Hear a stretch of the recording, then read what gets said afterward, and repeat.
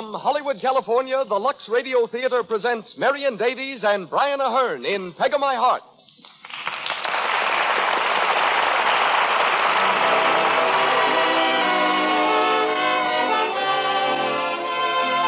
Lux presents Hollywood. This is your program, ladies and gentlemen, made possible by your regular purchases of our products. It comes to you with the good wishes of our sponsors, who tonight bring you Marion Davies, Brian Aherne, Benita Hume, J. Farrell McDonald, Eileen Pringle, Gerald Oliver Smith, and Edgar Norton in Peg of My Heart. Our guests are Earl Johnson, famous trainer of motion picture dogs, and Marjorie Williams, director of the Hollywood Studio Club. Conducting our orchestra is Louis Silvers. And now, here's our producer. Ladies and gentlemen, Mr. Cecil B. DeMille.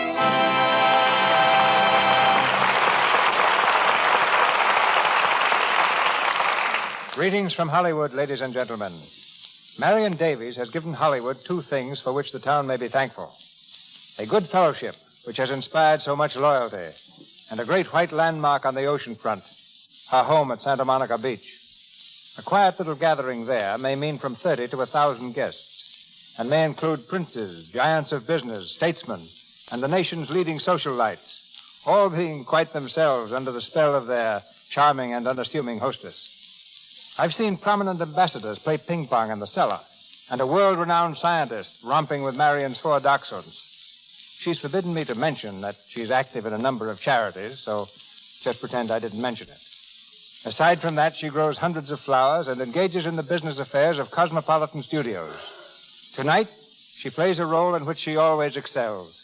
Peg in Peg of My Heart. Opposite her is that very resolute young man, Brian Aherne.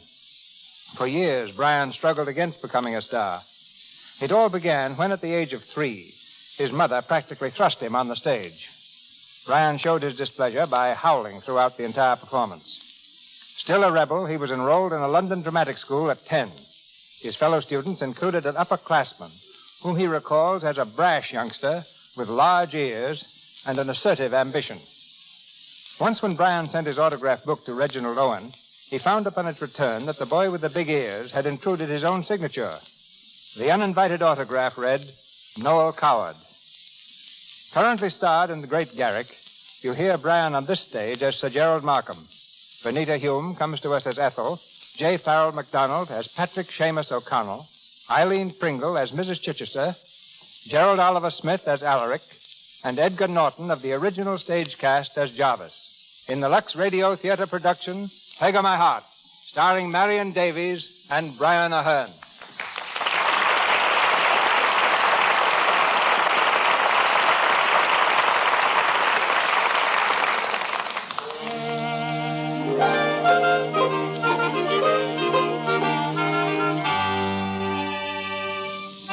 A fishing village off the west coast of Ireland. A narrow cobbled street runs the length of the waterfront, where a score of tiny fishing boats bob merrily at anchor.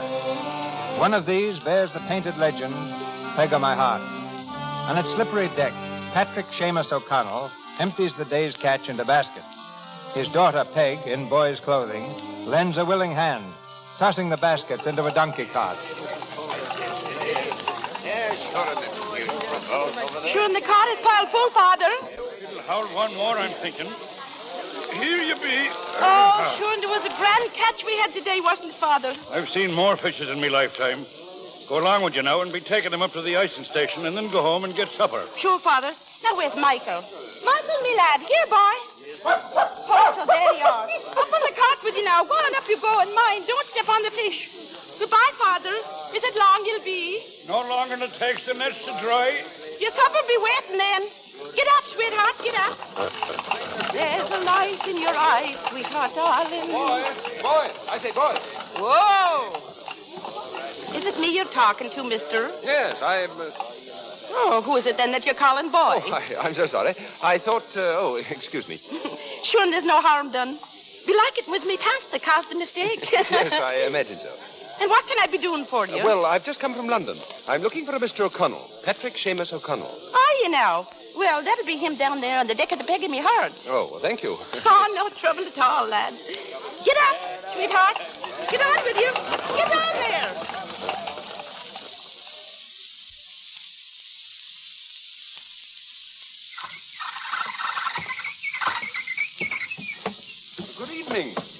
'Tis that. Were you looking for someone? Are you Mr. O'Connell? I am. Patrick Seamus is the name. Ah, then you're the one I want. You married Heather Kingsnorth, didn't you? I did. But she's been gone these 14 years. Yes, I know. My name is Gerald Markham. I'm the executor of the Kingsnorth estate. I suppose you knew that your wife's father was dead. I did not. When did they hang him? I'm happy to say that Mr. Kingsnorth died in his bed, like an honest English gentleman, and of a very common ailment, old age. You'll be pleased to learn that his granddaughter, your daughter Margaret, inherits his entire estate. What's that? Squire Kingsnorth has left your daughter £2 million. £2 million? Holy saints. Of course, there are certain conditions. Oh, of course there would be. What conditions? Well, first, Miss O'Connell will have to spend 3 years with the Chichester family. Who? Mrs. Chichester is a distant relation of the Kingsnorths. And she'll stay with them? For 3 years. Be the way of making a lady of her, I suppose. Well, let's call it education. Well, 'twill do Peg no harm. There's maybe 1 or 2 things I couldn't teach her myself. But mind you, I'll not live with Mr. Chichester. Oh, no, of course not. As a matter of fact, the second condition states that you are not to be with your daughter. Oh, does it? Not to be with Peg for 3 years? It's more than that, Mr. O'Connell. The separation is to be complete and permanent. Permanent? That's forever, ain't it? Yes. I have a paper here that you're to sign. You can keep your paper, Mr. Markham, and your conditions with it. And you can take yourself off this boat as fast as your legs can carry you. Go on. Oh, wait, please. These aren't my conditions, Mr. O'Connell. I'm only acting as, as a messenger, you might say. And it's sorry news you're bringing, too. I'll have none of it. I can understand your attitude. But do you think that you're being quite fair to your daughter? I do that. She's happy here, and I'm happy, too. I don't... Glory be. They're ringing the bell again. What does it mean? Has something happened? Aye. David Cork. Aye, Patrick. Who was it, David? What's amiss? Johnny Fogarty's boat, the Sheila. She went down off the reef. All hands lost. All hands lost. Glory be. And himself leaving behind a widow and child. It's a sad day for them, I'm thinking. It might have been you, Mr. O'Connell. What's that? What's that you're saying? I say it might have been you. What would happen to your daughter? Aye. You're right, Mr. Markham. Well? I never gave it a thought before. You'll come to the house tonight, Mr. Markham? We'll talk it over then. Of course. Thank you. Thank you, sir.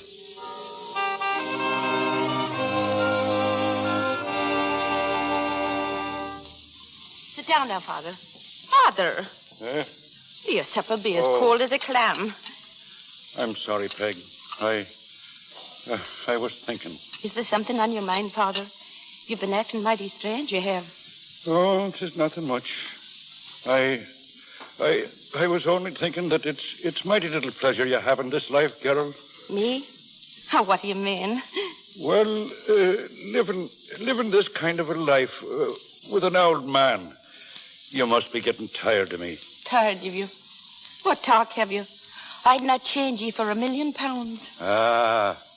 But would you change me for £2 million? I would not. Not for all the money in the world. Oh, Peg, darling, you... Sure, it's a great mistake you'd be making, too, holding on to an old man like me when you might be hobnobbing with all the lords and ladies of London. Father, are you daft? What talk is this? Peg, dear, there's something I... Now, who's that? The latch is off. That you be coming in? Oh, good evening. Oh, come in, Sir Gerald. Oh, thank you. Sir Gerald. Oh, saints preserve us. And me talking to him this day like he was me own equal. This is my daughter, Peg, Sir Gerald. Oh, how do you do, Peg? Pleased to meet you, Your Honor. I mean, Your Highness. I don't know what I mean. What's good is you, girl?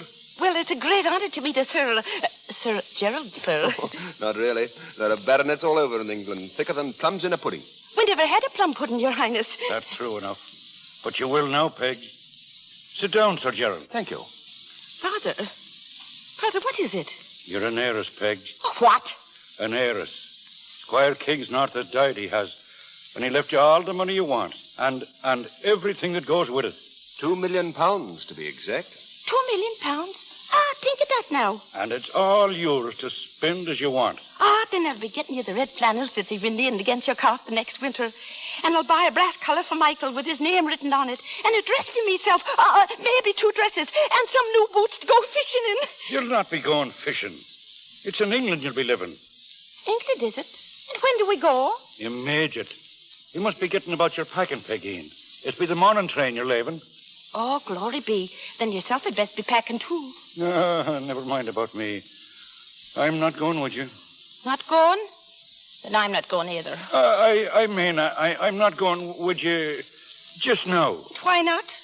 Why, you see, there's this and that to be attended to, and...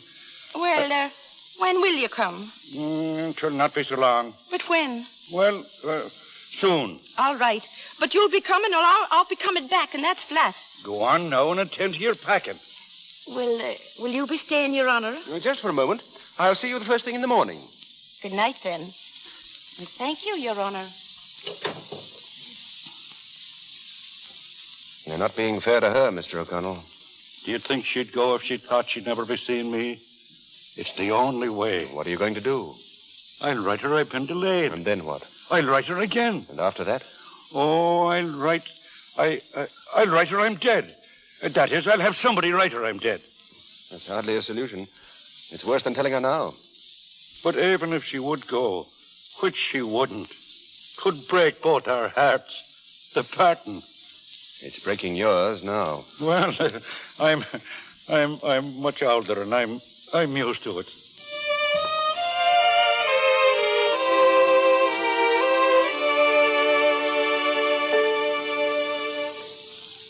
And here's your bundle, and here's your grip. Are you ready now? All ready, Father. The cart's waiting, Peg. In a minute, Sir Gerald. And here's Michael. You'll be taking him, too. Get up on the cart, Michael. Oh, Father. Well, girl. Father, I can't say goodbye. We'll not be mentioning them. And we'll not be crying either, will we, Peg? No, I'll not be crying. Sure, and what's there to cry about? Nothing. It's a very happy occasion. Me cold is a little worse this morning. So is mine. It come on me all of a sudden. All ready, Mr. O'Connell? Coming. Oh, Father, call me that name again so I'll feel warm until you come for me. Call me your name for me. Peg of me heart. Oh, Father. Now, go on. Drive on. Quick, Sir Gerald. Goodbye, Mr. O'Connell. Goodbye, Father.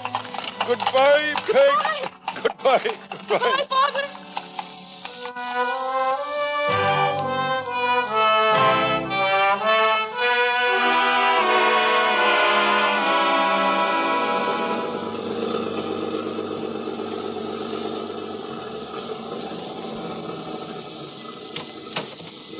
All right, Peg, this is it. You mean this is the house that I'm to stay in? Of course, come on. Oh, glory be. Sure, it is large enough for a regiment, horses and all. Oh, you'll get used to it. Here we are. Oh, saints above, look at the knocker. Sure, they're mighty careful at the knuckles in England, aren't they, Your Honor? Oh, dear. Are you tired, Peg? Divil a bit. Let's start now for somewhere else, Your Honor. Timbuktu, for instance. Oh, you're not nervous, are you? No, not a bit. That's why I can't understand why my niece is knocking. Oh, good morning, Jarvis. Oh, good morning, Sir Gerald. Come right in, Peg. Thank you. A nasty day, sir. Storm coming on, I think. Yes, sir. You'll find the family in the drawing room, sir. Thanks. This way, Peg. Hello! Oh, Sir Gerald. Hello, Jerry. Come right in, Peg. This is your aunt, Mrs. Chichester. I'm pleased to meet you, ma'am, I'm sure. How do you do? And this is Miss Ethel Chichester and Mr. Alaric Chichester. How do you do? How do you do? Hello. What did you say your name was, young lady? I didn't say, but it's Peg. And this is me dog, Michael. Say hello to the lady, Michael. Stop it, Jarvis. Jarvis. Pull him off, you hear? Pull him off. Down, Michael, down, boy. Sure. He was only trying to be friends, ma'am. You called, madam. Yes, I did. Take that dog away. Oh, no, ma'am. Not Michael. You can't take Michael away from me. He was given to me by my father. Take it away. And never let it inside the house again. Well, if you don't want Michael inside the house, you don't want me inside the house. Peg, please, let's not have an argument. I'm not having an argument. I'm making a statement. I don't know these people 2 minutes, and they want to take me dog away from me. Well, you must try to do whatever your aunt asks you. Now, let him go, Peg. You can see him whenever you want to. Well, is he going to be in the house? Oh, of course he is. All right, then. Take him, Jarvis. Yes, madam. You'll be very nice to him, won't you? Yes, miss. And give him a mutton bone. He loves mutton bones. Certainly, miss. Goodbye, Michael. I'm sure he'll be well taken care of, Peg. Well, he'd better be. That's all I have to say. Come here to me. Yes, ma'am. And don't call me ma'am. No, ma'am. Aunt, I mean. Aunt, not aunt. Yes, ma'am. Sit down, please. All right. Thank you. I said sit, not sprawl. Look at your cousin Ethel. Me cousin Ethel? Oh, her. Is she me cousin? Yes, I hope you have no objection. Oh, not the least. Now, Margaret, what I would like to... Margaret. My name ain't Margaret. My name is Peg. That's only a corruption. We shall call you Margaret. All right, but don't forget if I forget the answer. Don't blame me, will you? Me father always calls me Peg. We have very little interest in what your father called you. You will kindly leave him out of the conversation. Then it's all I will leave him out of. No temper, if you please. You're here to learn how to conduct yourself. You may go to your room now, Margaret. Jarvis will show you the way. Margaret. Oh, it's me, you mean? Now, there you are, Aunt. You see, when you didn't say Peg, That'll do. Go to your room, please. Very well, ma'am. Thank you, ma'am. Well, a nice package you've delivered, Sir Gerald. Oh, she's not so bad. She's really very sweet. You'll have to be patient with her for a while, that's all. Patient? Oh, it's going to take more than patience to make anything of her. Oh, I say, Ethel, don't be so hard. After all, you know we are being paid for it. Am I right, Jerry? Quite right, Alaric. I imagine you might be able to use the additional income. Use it? Oh, I think that's very good. That's really amusing, especially since we have no other income. Alaric, don't be vulgar. Well, it's too humiliating to be paid for keeping someone in the house. Well, of course, she's not to know that. She's a guest here, and she has to be treated as one. I say, was that thunder? I say, Mrs. Chichester. Well, Jarvis? Is the young lady to stay, Mrs. Chichester? Of course she is. Well, I unpacked her things, madam, but she's packed them again and she's on her way out. What? Where is she? Which way did she go? The back way. I think we got to stop her. I'll get her. Wait here. There you are. I knew we'd lose all the money. Peg, where are you? Oh, shut it out! Shut it out! Peg, come away from that door. Shut it out! Shut out the storm! Here, it's all right. It's all right. Now, don't be frightened. It's only a summer storm. Oh, sure, in summer or winter, they shrivel me up. Oh! Stop it now. Get a grip on yourself. I can't. When I hear the great crashes of thunder, I remember all me Now, sins. sit down. Go on, sit down. There now. It's all over. Oh, thank heaven for that. Where were you just going? I was going out, I was. Out of this house and back to me father. Oh, but you can't do that, Peg. Oh, yes, I can. I'm not wanted here. That's easy to see. Oh, but you are wanted, Peg. I happen to know. And who is it wants me? Not old Mrs. Chichester. And not me cousins either. Them with their sour faces. I'm not used to sour faces, I'm not. Well, then, I want you to stay. Will you do it for me, Peg? You? Oh, Your Honor. You've been very kind to me, you have, and that's the truth. But they're not going to make a lady out of me if I can help it. You can't make a silk purse out of a sow's ear. That's what my father says. And that's what I am, a sow's ear. I don't agree with you, Peg. I don't care whether you do not. I'm a sow's ear, Well, I am. if you insist. Thank you. But you're going to stay? Well, seeing as it's you who's asking me, Your Honor. It is. But you mustn't call me Your Honor. My name is Jerry. Jerry.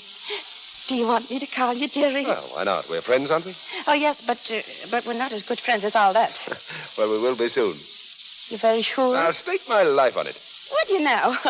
Then you don't value it much. Oh, yes, I do. Perhaps more than I ever did before. Margaret?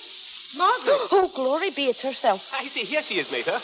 Margaret, where were you going? Sure, and I was going out, I was, but I changed my mind now because only Jerry here asked me to. Margaret? Jerry. Oh, I say. And why shouldn't I call him Jerry? He's my friend, isn't he?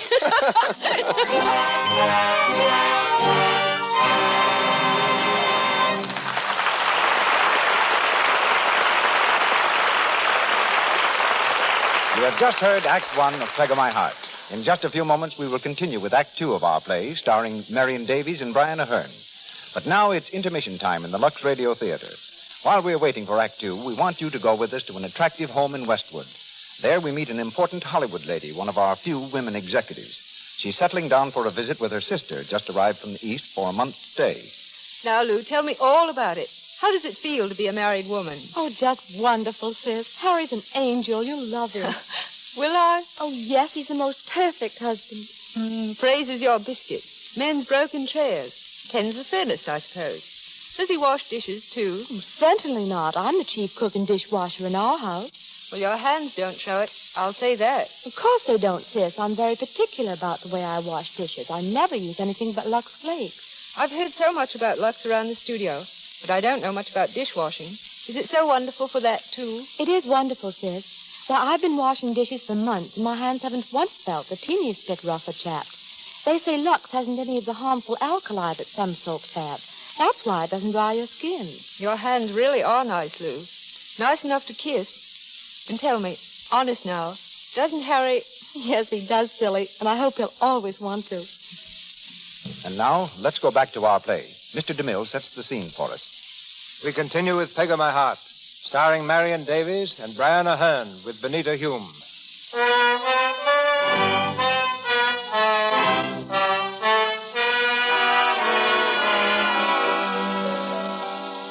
One month has passed since Peg first came to the Chichester home. A month of training and study that's been all work and no play. In the living room, we find Ethel and Christopher Brent, a friend of the family. Brent has been a frequent visitor, and Peg has come to know him and to dislike him intensely. He's just been shown in by Jarvis, and coming quickly across the room, takes Ethel's hand. Ethel, how are you, darling? Oh, I'm all right. Glad to see me. Mm-hmm. Why not? Where is everybody?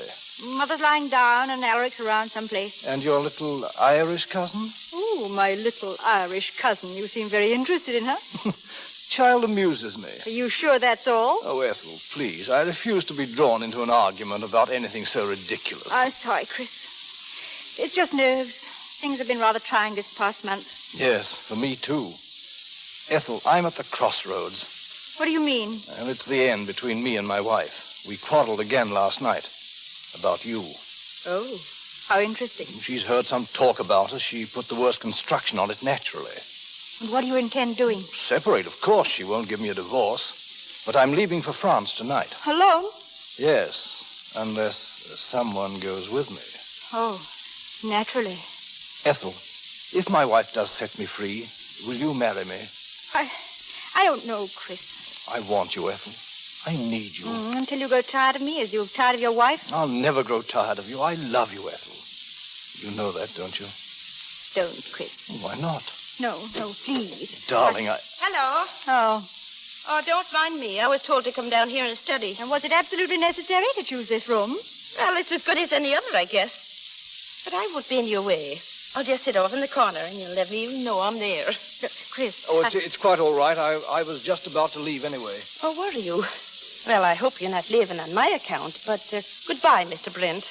Goodbye.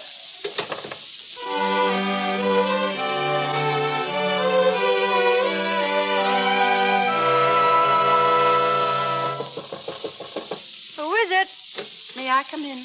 Oh, what do you want? Oh, just to say good night. It's a nice room you have, Ethel. Well, I'd feel terrible if it didn't meet with your approval. Why are you looking at me like that? Well, aren't you my model? Oh, good night, please. Oh, Ethel, please don't be angry with me. I didn't mean it, Ethel. Ethel, won't you make friends with me? We have nothing in common. Well, that doesn't prevent us from being decent to each other. I'll meet you 3/4 of the way if you'll only show one generous feeling toward me. You would if you knew what was in my mind. You're a strange creature. Ah, you got us mixed up. I'm not the strange one. What? Oh, I watch and listen. And listen to you. You turn your face to the world as much as to say, aren't I the easygoing, sweet-tempered, calm young lady? And you're not quite that, are you? Well, what am I? Of course. You've got the breeding and the beautiful manners. But you have a temper. And it's a beautiful temper. It's a shame for you not to let it out in the daylight so that everybody can see it. But you can't, can you? Because it's not good form. And with all your fine advantages, you're not very happy, are you? Are you? No. Neither am I in this house. Ethel, I'd like very much to ask you something. Well, what is it? Do you know anything about love? What? Have you ever been in love? Oh, no, I haven't. Have you ever thought about it? Some. What do you think about it? Very little. Oh, you're wrong. It's the most wonderful thing in the world. To love a good man who loves you. A man who makes you hot and cold, burning like fire 1 minute and freezing like ice the next. Who makes your heart leap with happiness when he comes near you and ache with sorrow when he goes away from you. Oh, it's mighty disturbing. Well, how do you know all this? Oh, I read about it in a book. Oh, I see. Don't you like men, Ethel? Not much. But you like Mr. Brent, don't you? Certainly I do. He's a very old friend of the family. He has a wife. Well, what about it? Oh, nothing, Ethel. But tell me this. Is it customary for English husbands to go around kissing other women? I suppose you're referring to what you saw downstairs today. Well, in a way, yes. Will you kindly have the decency to keep your observations to yourself? Oh, sure, please, Ethel, don't be angry with me. I only wanted to tell you something. I don't care to hear it. Now go away. And just for a change, try minding your own business.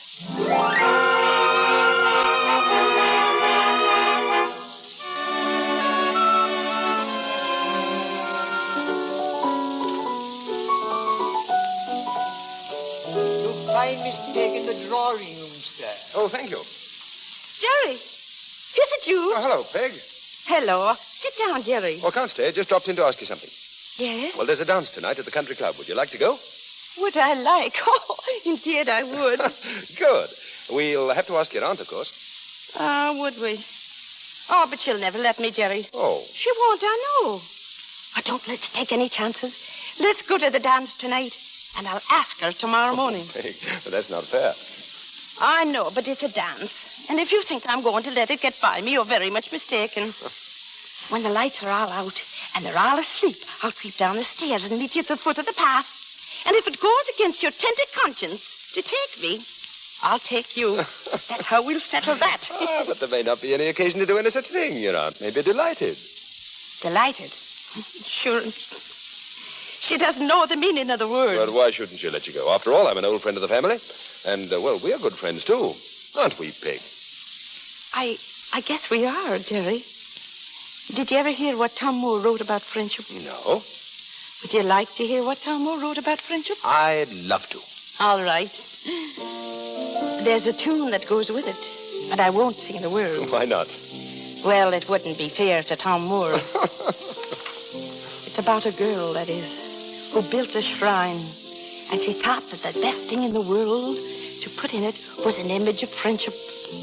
You see, she was like you. She thought that there was nothing in the world as nice as friendship. Yes? Yes, and this is what happened to her. She flew to a sculptor who set down before her a friendship the fairest his art could invent, but so cold and dull that this youthful adorer said plainly that was not the friendship she meant. Oh, never, she cried, could I think of enshrining an image whose looks are so joyless and dim. But yon little Cupid, midst roses reclining, we'll make, if you please, sir, a friendship of him. So the bargain was struck. With a little god laden, she joyfully flew to her shrine in the grove. Farewell, said the sculptor, you're not the first maiden who came but for friendship and took away love. Now, where in the world did you learn that? Me father taught me that. Tom Moore's me father's prayer book. Who came but for friendship and took away love. Well, that's happened to a lot of men, I think. To a lot of women, I think. Has it ever happened to you, Peg? To me? Well, no. Maybe it would sometime if I was different. But, I'm just an Irish nobody. Oh, don't say that. Oh, I'm sure there's a little something good in me. But the bad little something always beats the good little something out, so it does. Well, you'll have to put a rein on the bad something, then. So I will. But would you mind very much if it had just one more spurt before I killed it altogether? What do you mean? I want to go to the dance. It's the last bad thing I'll ask you to let me do. I'll behave like a saint from heaven after that. Well, I still think you should ask your aunt. All right, I will then.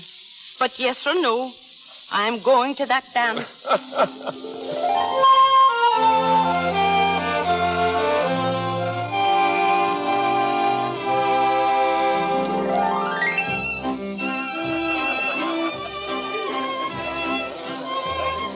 Happy, Peg? Happy? Sure, the whole world's going around with this one waltz. And I'm going around with it, too. I'm dizzy, I am. Shall we sit down? Ah, no, it'll be over so soon. An hour more, and I'll be creeping back like a thief in the night. We shouldn't have come here, really. Don't I know it? And isn't that quiet such fun?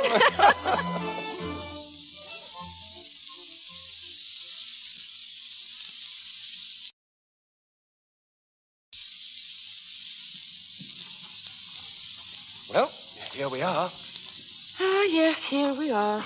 Sure, it's been a glorious night, Jerry. I'm glad, Peg. All the while I'm supposed to have been asleep upstairs, I've been stealing the time. I'm a thief, I am. Well, you're a lovely thief. The sweetest. What? You'd better go in. I know that. But what were you going to say to me? Something it might be better to say in daylight. But why in the daylight? With a beautiful bright moon so high in the heaven. Now, go on now. Someone may hear us. Oh, I suppose you do know best, but that's a magnificent moon. Well, good night, Jerry. Good night, Peg. Jerry. What is it? I heard something. There's someone over there by the tree. Do you see him? Yes, it looks like Bradley. Bradley? Who's he? Christopher Brent's chauffeur. Oh, of course it is. That's Brent's car at the end of the drive. Now, what's he doing here at this hour? Sure, and I think I have a very good idea. Good night, Jerry. Peg, wait. I can't. I've got to go in. Good night, Jerry. Good night, Peg. Who's there? Is that you, Ethel? What are you doing down here in the dark? I could ask the same of you. What are you doing with your hat and coat on at this time of the night? And a traveling case with you, too. Go to your room, please. What, are you going away? Keep your voice down. Mr. Brent's car is out there. Were you going away with Brent, were you? Answer me, Ethel. Yes, I am. We're taking the boat to France. Oh, no, you're not. You're not going out of this house tonight if I have to wake everyone in it. Well, wait then. They can't stop me. Nothing can stop me now. And what do you suppose you'd be going to? Awaken and sleep in purgatory, sure. Get out of my way. He has a wife, Ethel. He hates her, and I hate this. Is it my fault she won't give him a divorce? And is that what he told you? And did you believe it? It's him that won't get the divorce. He wants her money. And he wants you, and he can't have both without lying to you. You're mad. It's the truth, I'm telling you. You've got to believe me, Ethel. You leave me alone. No, you're not getting in the car tonight. And I'm the one who'll see to it. Come back here. Come back. Bradley. Good evening, Miss Ethel. It's not Miss Ethel. Where's Mr. Brent? Why, he's at the Boar's Head Tavern, miss, but... Is he waiting for her? Well, miss, Then you can take me to him. But Miss Ethel is No, supposed Miss to... Ethel ain't coming. Now get in there and drive. Go on before I blacken your two snaky eyes. Yes, miss.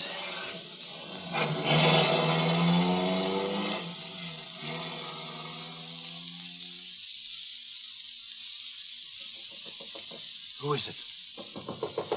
Is it you, Ethel? Ethel, why don't you... Oh. You can close the door, please. What are you doing here? I came to see you, Mr. Brent. Yes, that's obvious. There must be some other explanation. Won't you sit down? Oh, no. I can tell you what I think of you standing on my own 2 feet. Really, now? And I'll thank you not to interrupt me. It'll take me a long time, it will, thinking of bad words enough to describe the likes of you. Yes. Oh, come in, Ethel. We have a visitor. I thought she'd be here. You may go now, please. And leave you to go gallivanting off with this parlor snake? Oh, no. I came here to tell him what I think of him. And I'm staying here till I've finished. You stay out of my business. Oh, was it a snake I called you, Mr. Brent? Well, you're worse than a snake and a whole foot lower. A decent girl wouldn't lower herself to step on you. But you fooled Miss Ethel here, and now you're going to tell her the truth. Did you hear what I said? Get out. Oh, let her alone, Ethel. She's very amusing. The whole situation is amusing. Chris. Quiet. Amusing, is it? Well, then why don't you answer the door? Chris, we're found here. Don't let them hear you. Ethel, get into the other room. What? Go on, I can take care of this. What are you going to do? Go on now, please, go on. Come in, please. Are you mad? Is this him, missus? Yes. Good evening, Chris. Oh, how do you do, Claire? Oh, Claire, is it? Yes, Claire Brent. I'm Mr. Brent's wife. I don't believe I know the two gentlemen, Claire. Oh, excuse me. Mr. Doyle and Mr. Flint. Detectives. They didn't come to pay a social call. Well, have you gentlemen seen all you wish? I think it'll do. It'll stand in any divorce court. Thank you. Claire, you can't do this. What's your name, young lady? Don't answer them. And why not? I'm not ashamed of it. My name's Peg O'Connell. Thank you. Is that all, gentlemen? That's all. Good night, Chris. Well, that's that. I suppose you know what you've done, Miss O'Connell. Yes, Mr. Brent. I've shown you up for what you are. Ethel, you can come out now. Peg. Oh, Peg. Oh, there, now it's all right. Everything's all right. But it isn't. Not for you, it isn't. Don't you understand? The newspapers, they'll name you as a correspondent. They'll think that you were the one who's... Oh, let them think what they want. There's only 2 people in this whole wide world I care a hang about. One of them is me father. Oh, he'll know it's a lie. And the other one, he'll believe whatever's in his heart to believe. Oh, now I think we'd best be getting home.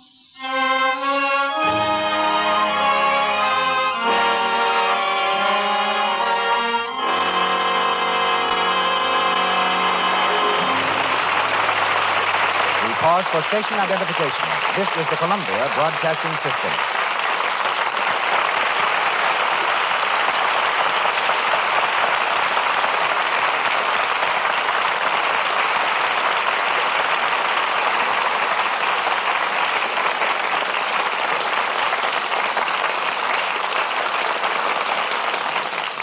Down comes the curtain on Act 2 of our play, starring Marion Davies and Brian Aherne. One of the characters in our play is a 4-footed gentleman named Michael. And for the next moment or two, before going into Act 3 of Peg of My Heart, we'll hear about Michael's Hollywood relations, the dogs of motion pictures. I don't know what a dog's vision of paradise may be, but Hollywood comes pretty close to being a canine heaven. The home of practically every star has 2 or 3 tail waggers. Many of our celebrities raise prize dogs as a hobby. Charlie Ruggles raises them as a business. And here you'll find catering shops, dude ranches, haberdashery stores, beauty parlors, and expert medicos, all dedicated to a happy, healthy Fido.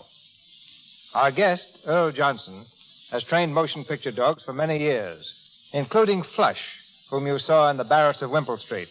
His most famous star is the German shepherd, Lightning, hero of such films as Wings in the Dark, The Case of the Howling Dog, and White Fang. And now, Mr. Johnson, just what does it take to be a Clark Gable in dogdom? Same 2 qualities, Mr. DeMille, that human stars must have. Intelligence and personality. Lots of dogs could be taught to do everything that Lightning does. But his success is due chiefly to the personality he exhibits in doing his tricks. In the days of silent pictures, when a dog was playing a scene, all a trainer had to do was speak commands. This, of course, can't be done in talking pictures. How, then, do you convey to a dog what you want him to do?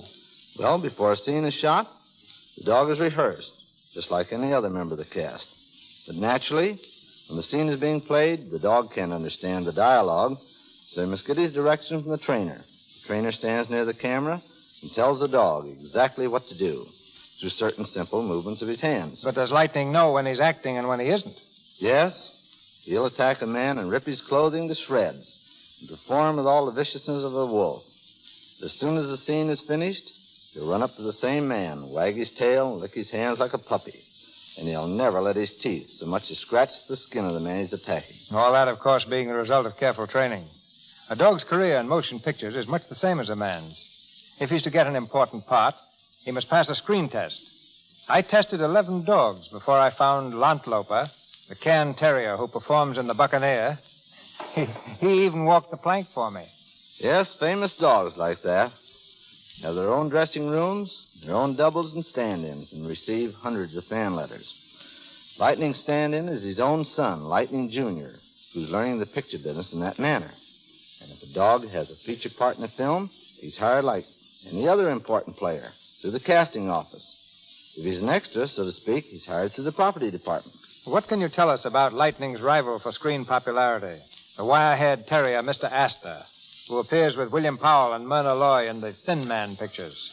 Mr. Astor's owned by Henry East. The dog's real name is Skippy, and you'll see him again in the new film, The Awful Truth, this time under the name of Mr. Smith. Skippy is undoubtedly one of the smartest dogs ever seen in films. In his fondest possession, though he's received many more valuable gifts from the stars with whom he's worked, is a little rubber mouse named Oslo. Mr. East gives Oslo to Skippy to chew on whenever he's shot a particularly good scene. I confess I'm having a little difficulty with Josephine DeMille, our St. Bernard. Josephine doesn't always want to sit down when she's asked to. Well, here's a good way to teach Josephine, or any other dog, to sit down on command. Put your dog on a leash at your left side. Hold the leash taut in your right hand. With the other hand, stroke the dog's back. Move your hand down his back to a spot where the hindquarters connect with the spine. At this point, there's a reflex nerve. When your hand passes over it, press down a little with your finger and thumb. The dog will automatically sit down. While you're doing this, just tell the dog to sit. As he does it, give him a pat on the head. Try it again a few seconds later. Keep repeating the process until the dog learns to associate the word with the action. The most complicated trick is based on the same simple association. Keep commands short so as not to confuse him. And remember, the secrets of obedience are patience and kindness. A good idea. But Josephine's one drawback is that she usually bites the hand that pats her. Well, I know. I'll have to send Lightning over to teach her some manners. Of course, everything Lightning does is not exactly a trick. Lightning has a lot of plain common sense. And just to prove that, I brought him along tonight. Lightning, say hello to Mr. DeMille and all the listeners. You speak to him? That's fine. Now, there's just one more thing, Lightning. A long time ago, when I used to give you a bath with just any kind of ordinary soap, what'd you do whenever I got your tub ready? Well, you don't need to have such a sour face about it. I know. You didn't like it. But now that I wash you in Lux Flakes, tell the people how much you enjoy a bath. Well, that's fine. That's exactly the right answer. No wonder your coat has never shrunk. Okay, Lightning, and thank you all. Thank you and Lightning both.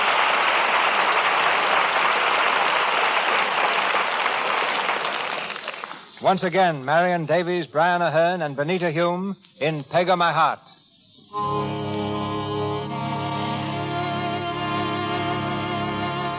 It's early the following morning, and Peg has already announced her intention of returning to Ireland.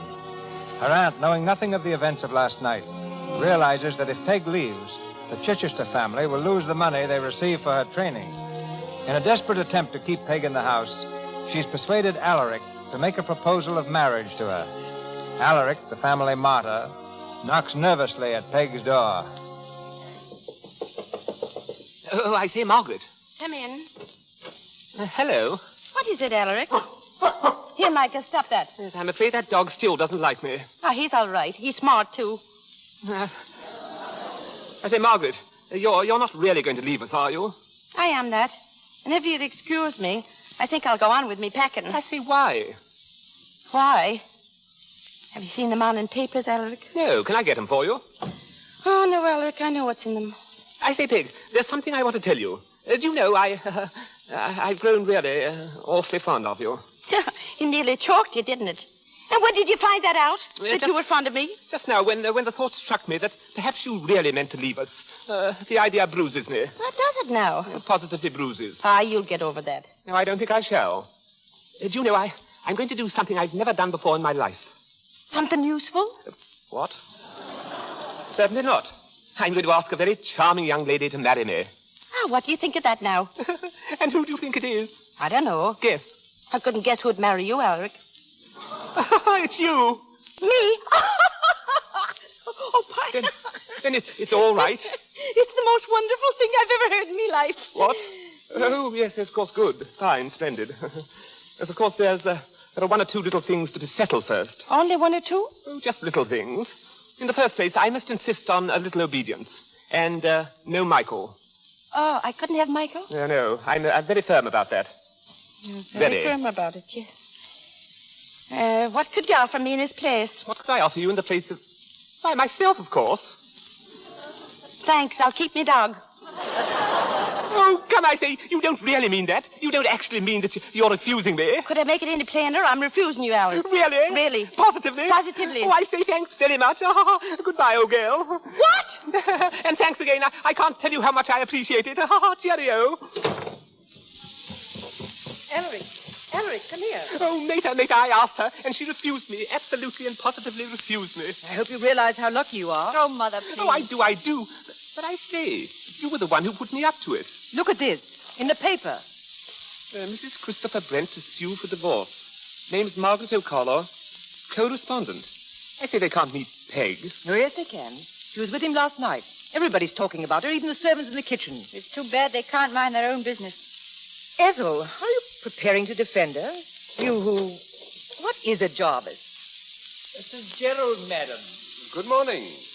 You may go, Jarvis. Yes, madam. Good morning. Good morning, Eric. Good morning, Ethel. I saw a cab at the door. Someone coming or leaving? Someone's leaving, and I, for one, shall be very glad to see her go. I assume you're talking about Peg. You know very well we are. Have you seen the morning paper? I have. Well? Oh, don't believe it, of course. Don't believe it? Do you suppose they'd print a thing like this if it weren't true? Well, that's what I'm here to find out. When Peg tells me it's true, I'll believe it. Until then, I prefer to think the papers have made a mistake. Now, where is she? In her room, packing. Oh, she mustn't leave England, of course. She'd lose her inheritance. Well, I'm not going to have her here. It was a mistake ever to let her come to this house. Yes, I'm beginning to think so myself. Oh, I see. I suppose you're going to blame us for what happened last night. I don't know that anything did happen. I'm speaking of other things. You were supposed to make a home for her here, and you were well paid for it. Well, have you done it? Have you done anything except make life miserable for her? How could I make a home for a girl like her? You might have tried. If you had, she wouldn't be going away now. Oh. Peg. Good morning, Jerry. I just came in, Aunt, to say goodbye. Well? Now, wait a moment. Sit down, Peg. It's late. I'm thinking I'm catching the boat for home. Well, you can stay a moment. Sit down, Peg. There's a story in the paper this morning about you and Christopher Brent. I thought there would be. I want you to deny it. Did you hear me, Peg? I heard you. Well, you do deny it, don't you? I only wish I could. Oh, Peg. You know, Ethel, there's nothing I've got to say, nothing. Peg, listen. I don't believe this story. I can't believe it. I know it can't be true. All I want is for you to tell me so. That's all, Peg. I'm not asking for an explanation. I'm not asking for anything except your own word. Well? I've got nothing to say, Jerry. Oh, Peg. Nothing. I'm sorry, Jerry. Well, my cab is waiting, and, well, I guess that's all. Goodbye, Jerry. Well, Jerry, I hope you're satisfied. No. Get her back. Call her back. She lied to you. What's the matter with you? She had nothing to do with it. You hear nothing. Peg. Catch her there. Ethel. Fainted. Ethel, look at me. Get some water, quick.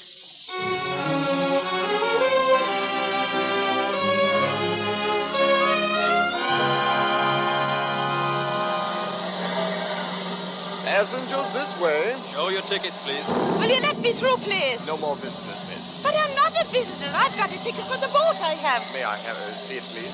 Oh, glory be. You've got to let me on. It's starting to storm. Well, if you could show your ticket, miss, Oh, shut it out. Shut it out. Shut out the storm. Jerry.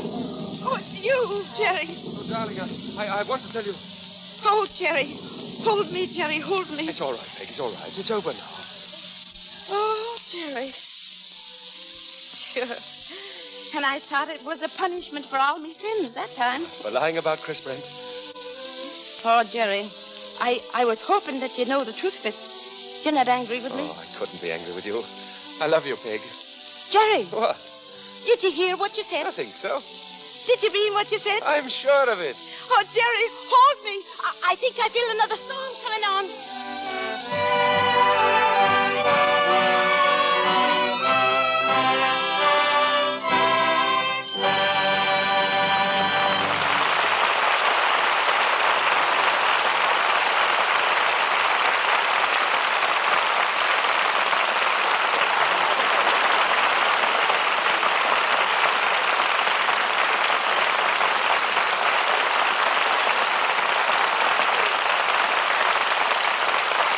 We close the pages of tonight's play, but bring Marion Davies and Brian Aherne back to you a little later. Where does a young girl live who's come to Hollywood and is trying to make a name in pictures? Some live in little boarding houses, little inexpensive boarding houses. But our most famous residence for such girls, a landmark of the film capital for 21 years, is the Hollywood Studio Club. Maintained by the National YWCA, it's under direct supervision of a group of Hollywood women. Scores of our most prominent stars contribute to its upkeep, and it's sponsored by the Motion Picture Producers Association. Mrs. Arthur S. Heineman, Assistant State Superintendent of Schools, is chairman of the studio club. And Mrs. DeMille, I'm happy to say, is vice chairman of its directing committee, which includes Mrs. James Gleason and Lois Wilson, while Louise Dresser and Mary Pickford are on the advisory committee. But the person to describe what the club is and does is Miss Marjorie Williams, its director for 16 years. Mrs. DeMille tells me, Miss Williams, the club is always filled to capacity, which means that about 100 girls call it home. Of these, who at the moment are making a bid for fame? Well, there's Virginia Walker, for example, a young actress whose portrait occupies an entire page in this month's Esquire. Ida Vollmer and Catherine Aldridge, who appear in the Vogues of 1938, are still with us, and so is Evelyn Keyes, the young Southern girl discovered by Mr. DeMille. Also with us are the secretaries of Eddie Cantor and Myrna Loy, and writers, singers, dancers, script girls, extras, radio actresses, and film cutters. Work in the picture business, you know, is seldom steady. There never was a time when all our girls had jobs, but as a rule, more than half are working at the same time. And who pays the rent when there's no pay envelope coming in? Well, if a girl has exhausted her savings, we do our best to help until she gets a job. Remember, the girls who come to Hollywood are determined to make good. Yet there are hundreds of girls to every job, but still they come. We have them from China, Austria, France, and England. Many of them are from colleges, many from excellent homes, some with little or no education, some with only the prize of a beauty contest and the good wishes of their friends. Some arrive by Pullman coach. A few have hitchhiked, and one girl came as a stowaway by way of the Panama Canal. In 21 years, 3,000 girls have lived at the club. How many of them have attained national fame? Only about 20 or 30, Mr. DeMille, which proves how tremendous are the odds against a newcomer. The one career in which there has been distinct success is marriage. About half of the 3,000 married, and that, after all, is as big and splendid a career as stardom. The wives of Louis Stone, Marion Cooper, and Jessie Lasky, Jr. all have lived at the club. But getting back to the rent problem, they'll take all kinds of jobs, Mr. DeMille, just to hang on. We have girls singing in nightclubs, one selling insurance. Many have turned typist or business secretary. Some model clothes. And one girl rides an elephant in a circus, still waiting for that chance in pictures. I believe several of the girls have acted in the Lux Radio Theater, haven't they? Yes, they have. This program has many links with the Hollywood Studio Club. Lux is their favorite radio program, and there's no question but that Lux Flakes are their favorite wardrobe care. I don't have to tell you that many girls have moderate incomes or how important it is to dress smartly to work in pictures. Since many girls do at least part of their washing at the club, we know what kind of soap they use. So it should interest you, Mr. DeMille, as it has interested me, to know that Lux Flakes are by far the most popular. In fact, there's really no comparison. It's so economical and does its job so well. We're glad to know that, Miss Williams. Now, can you tell us how a girls' residence club in Hollywood differs from such a club in any other town? It differs to the extent that Hollywood and motion pictures differ from any other place and profession. Every girl here is decidedly an individual. Yet Hollywood gives them all a oneness of purpose that is a great uniting force. When a girl has had a bad break, when her job hasn't materialized, when her part in the picture gets no further than the floor of the cutting room, she finds a brave sympathy and understanding from her companions. From them she acquires courage and learns that she can still smile. And to me, that makes Hollywood a far greater place than merely the home of motion pictures. I hope that what I've said tonight will not encourage any girl to come to Hollywood. After 16 years here, there's no better advice I could give than simply this. Unless you are prepared, financially and otherwise, to come to Hollywood as a year's experiment, hang on to your own job, whatever it is, and wait until Hollywood sends for you. Thank you, Mr. DeMille. Thank you, Miss Williams.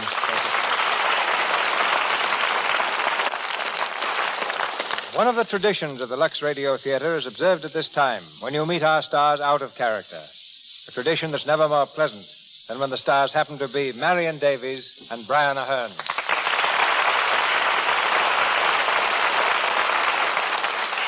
It seems few things interest our listeners more, Marion, than news of the current activities of a star. What's she doing and what does she plan to do? So what can you reveal to us about yourself? Only this, Mr. DeMille, that I'm looking forward to doing a picture soon. I've been reading several manuscripts to find the right one. Recently, Walter Wanger kindly offered me his next color picture. And this month, I was very much flattered to receive an invitation from Mr. George Bernard Shaw to come to London and do the picture Pygmalion. I greatly admire George Bernard Shaw, and I'd love to do Pygmalion, but Warner Brothers have the first claim on my services.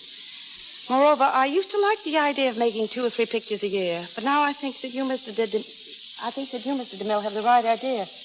Just to make 1 good picture a year. And it's been awfully delightful returning to the Lux Radio Theater, and I want to thank everyone here on the stage for the marvelous help in making this such a grand evening. Yeah, thank you, Marion. It's been lovely. Thank you. A word now from our air-minded leading man, Brian Aherne. A few days ago, the newspapers had Brian in a plane accident at Palm Springs. Oh, it was my plane, all right, Mr. DeMille, but I wasn't in it. And are you going to tell us that you weren't in your plane last month when it made that forced landing in Pennsylvania? No, Marion. I'm afraid I was very much in it. I thought it might be fun to fly to New York from Hollywood all alone in my open plane, but I had no radio and no landing lights. Well, there came a moment when I miscalculated the change of time and found to my horror that the sun had set behind me when I had counted on another hour of light. I ran into a thick ground mist and spent a very few bad 10 minutes wondering just what to do. Then through the trees, I managed to spot a dark patch that turned out to be a pasture, and I set the plane down with a few bumps. Well, quite a few people collected, and when I asked where I was, they told me I wasn't very far from Gradyville. Well, I'd never heard of Gradyville, but I knew I was only about 20 miles from Philadelphia, so I inquired the way there.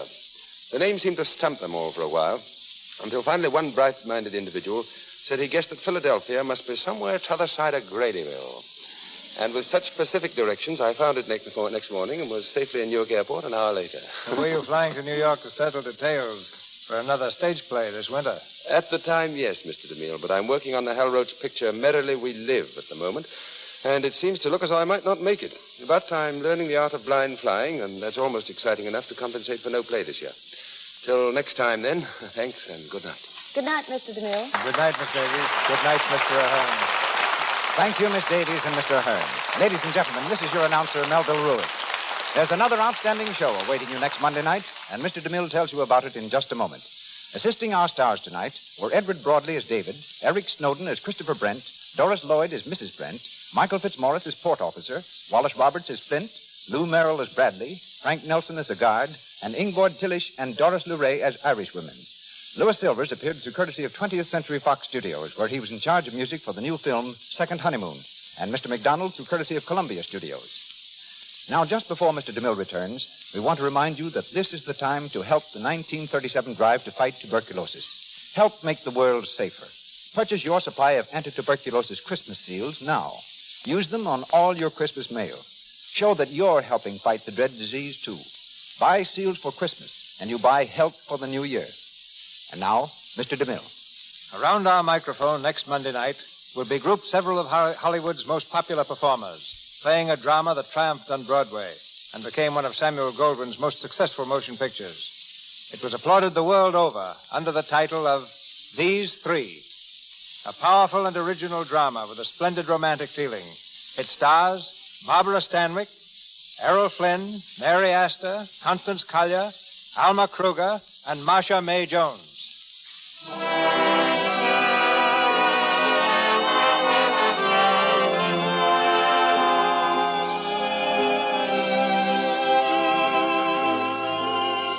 Our sponsors, the makers of Lux Flakes, join me in inviting you to be with us again next Monday night when the Lux Radio Theater presents Barbara Stanwyck, Errol Flynn, and Mary Astor, and an all-star cast in These Three. This is Cecil B. DeMille saying good night to you from Hollywood.